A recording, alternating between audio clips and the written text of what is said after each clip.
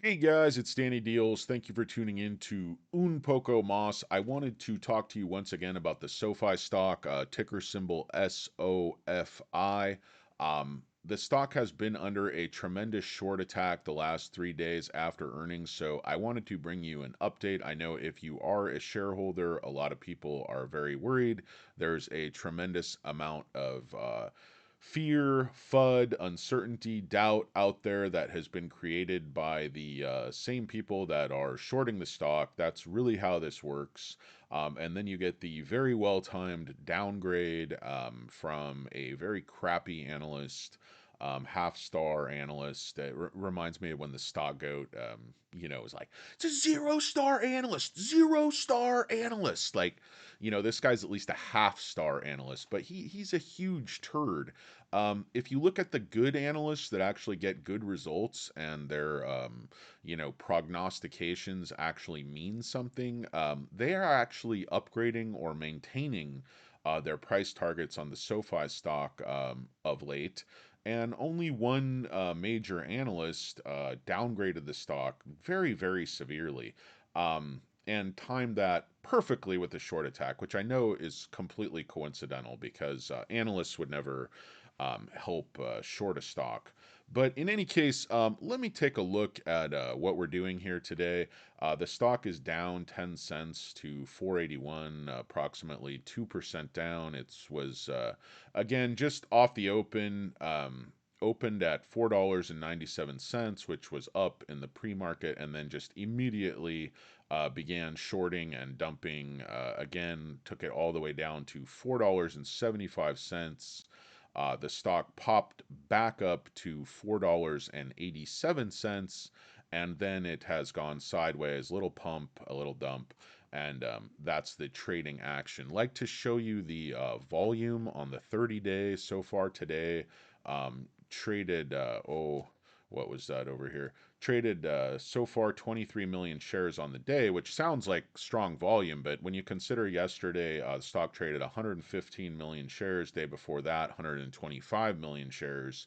And then on the back end of the pump before earnings, it was 55, 43, and then you see volume was low the rest of the week, going all the way back to middle of April. Volume had been hanging right around 20 million shares, 2024, down in the teens in the volume, 16 million, 20 million, 21 million, and then 24 million, and that's where you see the pump.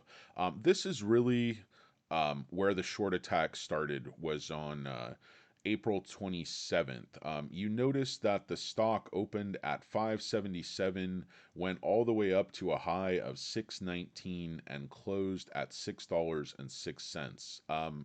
So that was a very big move that sort of sucked in retail, I believe, got a lot of people excited. And not only excited, but a lot of people were buying an absolute ton of short term calls, which I've been telling you for a long time is just a horrible, horrible idea. I haven't looked at the update here, but if you take a look at the options, you'll see what I'm talking about. It's the same thing.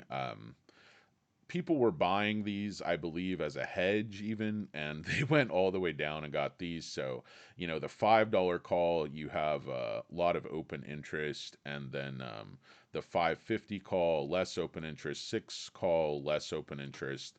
But you know, they're going to kill these options. They always kill the SoFi options. It's just another side benefit of the short attack. Same people that are shorting the stock and making money off of this misery are the same types of people that sell you short term calls, because it's just taking candy from a baby. And there's absolutely no reason to buy these very short term call options. You should only be selling options and collecting premium and letting time decay of options work for you, not against you. Short term calls are very, very easy for market makers to kill. So I want to talk about this analyst downgrade that was just, pumped, pumped, pumped throughout the media. Um, this is Wedbush analyst David Chiaverini. He is a 0-star analyst, as you can see here. This is just tip ranks, but I've checked this out in a little bit more detail.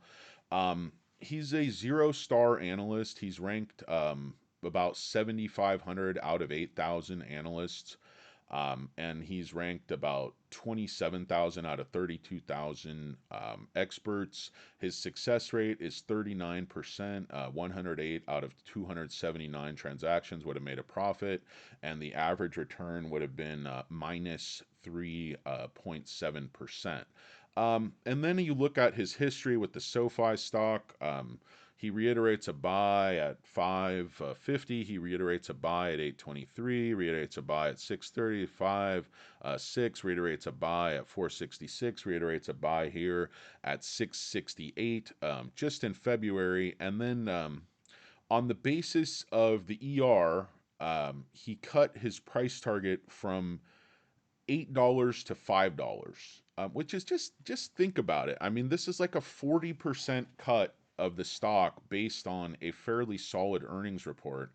And his rationale is that he's lowering his earnings estimate for 2024 from an earnings of 35 cents per share to an earnings of 30 cents per share, which, I can understand that. Interest rates are high. Everybody's worried about a recession.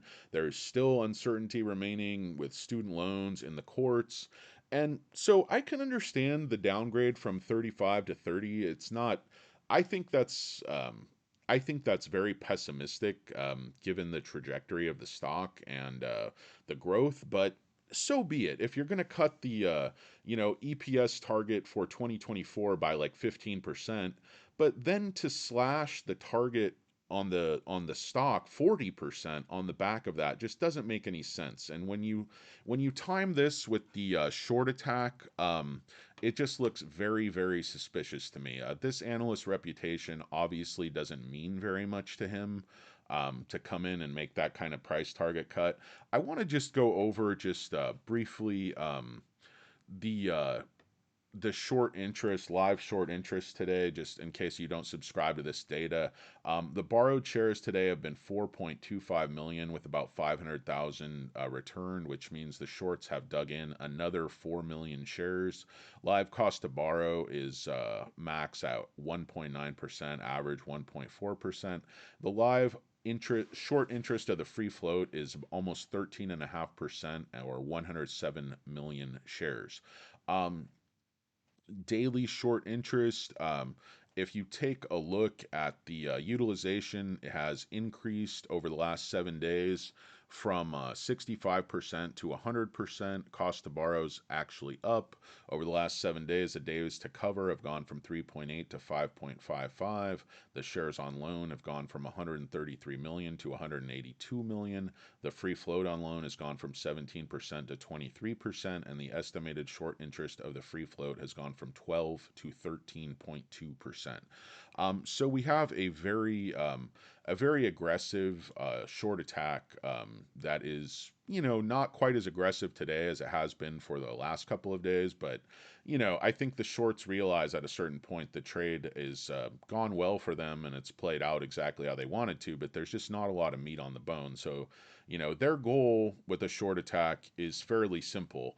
Um, I can basically, basically what happens with the short attack is they sell the shares short up here, and then they destroy the stock and destroy the morale of the retail investors. So as the stock falls below $5, either by triggering stop losses or just by triggering panic selling, they get retail to go ahead and dump down here, which allows them to cover their short position. So perhaps if they shorted, around $6, high fives, and they're able to cover down here below $5, you can see they're going to make a massive profit on that short position. And then they're also killing options. And basically, retail is just it's a stick up. Like they're just playing on your emotions to steal your money. Nothing happened with SoFi that should cause the price to drop 25% overnight on the back of a pretty solid earnings report. I mean, think about where we are in the world. We have interest rates sky high. Just less than 5 years ago, SoFi was basically purely a student loan company. COVID comes along, destroys the whole world.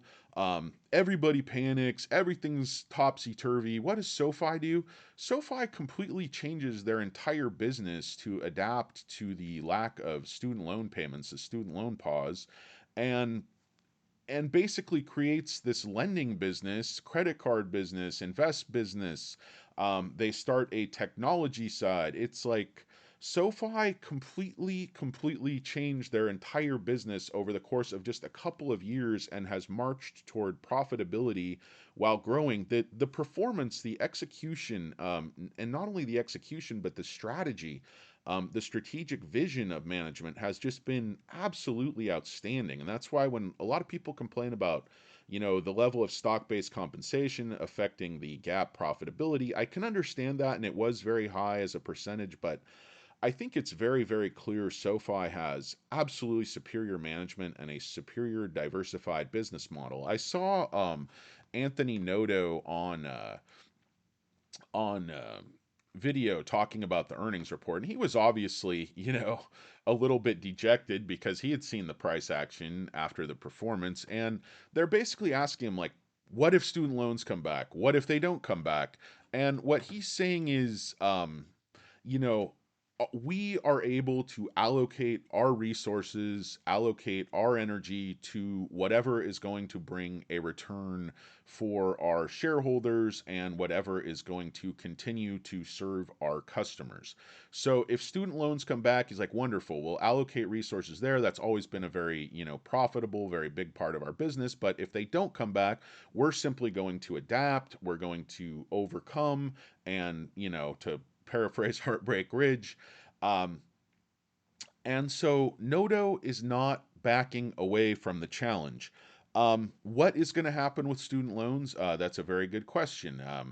We don't know, but the courts are supposed to answer the question sometime this summer, and then student loan payments should resume sometime toward the fall of this year at the very latest. So you think Q4, when Noto is saying, yes, we're going to be profitable, um, if student loan refis are coming back in a big way, note they're down about 50%, then SoFi is going to have one more tool in their toolbox to achieve that get gap net profitability they're saying they're going to get in Q4. I think they should at least achieve it in Q3. I think that is within their ability to do so, and I think they owe that to shareholders to get to profitability, even if they have to dial back the growth very slightly, even if they have to dial back some acquisitions, some stock-based compensation. Let's get to profit, and then after that we can fine-tune some of this stuff. But you know institutional investors, market makers, the street in general, analysts, they hate companies that lose money. And we have the ability to make a profit right now this year. So I think we should definitely go ahead and follow through on that. And I just want to make the point that, David Cherverini with Wedbush got all the press because, the short attack wanted this in the press, wanted to create maximum FUD, wanted to get people to panic sell down below $5 so they could make a ton of money on their short. And I believe it's obviously coordinated. Of course, there's no way to prove that. But I just want to note that that when SoFi announced these results, they're while we got a lot of press for this one downgrade, there is also a lot of you know, also a lot of analysts that did not downgrade the stock. So just to go over briefly what other analysts were saying, yeah, Wedbush downgraded from 35 cents next year to 30 cents, cut their rating from a buy to a neutral, or from a buy to a neutral, and $8 to $5 on the target price. Other analysts have also recently issued reports. Oppenheimer, who is a much better analyst, increased their target price on SoFi from $6 to $7 and gave the stock an outperform rating in a research note on Tuesday, January 31st. Okay, these are a little bit older ratings, but I'm just making the point. Mizuho upped their price target from 6 to 9, gave the stock a buy in February. JP Morgan and Chase started coverage of SoFi in a research report January 17th, set a neutral rating and a $6 price target. Morgan Stanley upped their price target on SoFi Technologies from 6 to 650. Credit Suisse reduced their price target. I don't put a lot of stock in what Credit Suisse says, but in any case, the consensus is 9 buys, 6 holds, 0 sells on SoFi. Um, and that's where we're at. SoFi turned in a little bit of weak guidance, which you never really want to see. Again, the short attack resumes here. We're back down 13 cents to 477, approaching the daily low again. Let's see if we can find some support at 775. But again, guys, guidance was seen as a little bit weak, and that's one of the problems I think with SoFi. It seems like they're just running a little bit too careful a script. They set up these beats, sort of sandbagging their numbers, sandbagging their guidance. So people see that Q1 was, a good beat. And so why haven't they raised guidance by at least the amount of that beat? And people are saying that implies weakness on the back end of the year. And I would agree, but SoFi cannot bake in student loans. They can't bake in that interest rates are not going to continue to rise, and they have to be prudent. And I think SoFi is just a little bit too conservative. You hear Noto, he gets on TV and he sounds like one of those like information buttons you press on like a self-guided tour. It's like, SoFi has again turned in record numbers. We have record adjusted revenue. EBITDA rose from blah blah blah. And like there's no passion, there's no defense of the company. There's no fire. There's nothing that says like, look, we're a great company. We're serving not only our consumers well, our shareholders well. The government keeps vilifying and attacking us, but we are actually a great company. We're not only great for consumers, but we're growing a great company for our shareholders. I want to see some aggressive passion, some defense of the company. I want to see somebody stand up for the shareholders in this company. And Noto's saying, yes, he's putting his money where his mouth is, and he continues to buy the stock on dips.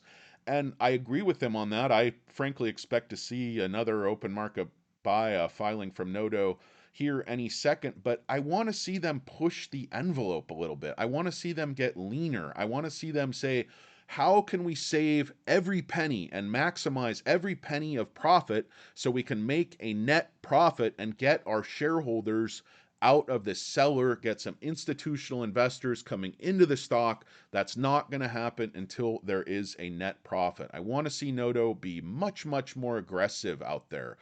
Not so canned, not so rehearsed, not so measured, not so conservative. The short attack is day 3, guys. They shorted like, last I checked, over 16 million shares yesterday. There's probably around 5 million shares shorted so far today. And, that's where we're at. This short attack was pre planned. Um, just completely coincidentally, David Chiaverini cut his price target by 40% on a very sort of confused rationale. Um, there's only really two things these clowns latched onto. One was that SoFi had kept their loans on their books instead of sold them into the open market in Q1, their personal loans. They're saying that's because there's no market for the loans and they can't make the margin they wanted to make on the sale of those loans. I don't think there's any evidence of that. I think they're just making more money holding the loans on the interest spread. Their loans are not going bad. Their reserve requirements are very, very strong. Their cash position is strong. They have credit facility.